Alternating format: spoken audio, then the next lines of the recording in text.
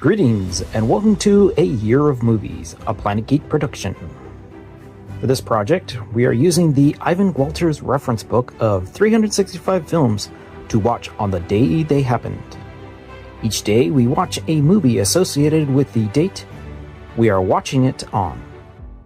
And as it is the 16th of July, we are going to be watching Sarah's Key from 2010, directed by Giles Piquet-Benier and starring Kristen Scott Thomas.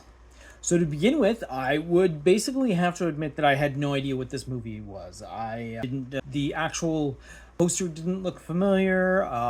Looking at the slight little brief introduction about the movie itself that the list that I work off of has, I really had no idea that this movie even existed or the actual, event that it centers around. Now, that being said, like I'd already mentioned, not only does this movie star Kristen Scott Thomas, but also stars Frederick Perot, Michael Deshaussé, Giselle Casados, Xavier Beja, and Milazane Mance. So this is an account of a research by a journalist played by Kristen Scott Thomas into the shameful incidents in French history that intertwines with the story of a 10-year-old Jewish girl played by Milazane Mance from that time period.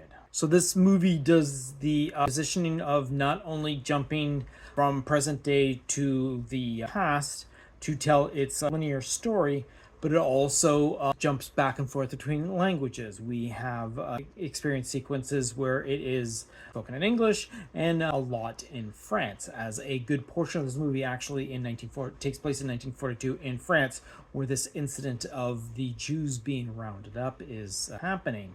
The modern day story is very enticing as we follow the journalist Julia Jarmond, who is Kristen Scott Thomas, like I said, as she uncovers more and more of this singular story that she comes across while researching the tragic event of the past. Now, obviously, the modern day that we are talking about is 2009 for her, but the incident is back in 1942 for this other story that's being told. And again, we jump back and forth throughout the line. When she encounters someone who reminisces about the events, we then jump back in time, experience it from the character's point of view, and then come back to her trying to piece together pieces of the puzzle while her own life involves quite a dramatic story to begin with as well.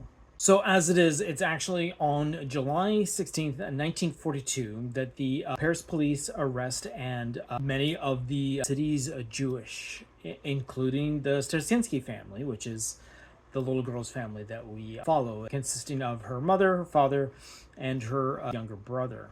When the police show up to arrest what they're looking for is the father, the daughter, Sarah, places her brother into a cupboard and to hide him away, and that basically is the very opening of the movie. So about a minute into this film that is an hour and 51 minutes long. And on that note, we're going to wrap this particular episode and look off to the future to see what we're going to be watching for tomorrow, which is going to be the 17th of July, and that is The Flying Scotsman from 2006.